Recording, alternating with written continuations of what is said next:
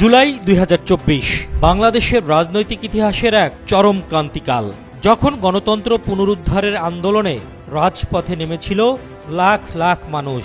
আর তাদের রক্ষাকবচ হিসেবে অন্যদের মতো সামনের সারিতে ছিল বাংলাদেশ জাতীয়তাবাদী যুবদলের একদল সাহসী তরুণ। তারা জানত গুলির সামনে দাঁড়ানো মানেই মৃত্যু, তবুও তারা পিছিয়ে যায়নি।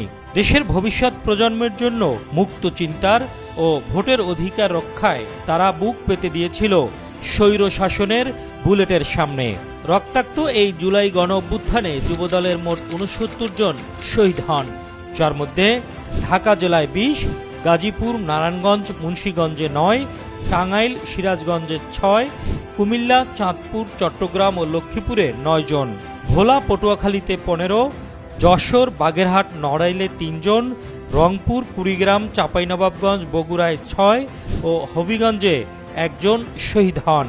জুলাই গণ অভ্যুত্থান প্রতিজ্ঞা, অঙ্গীকার ও মুক্তির সংগ্রাম।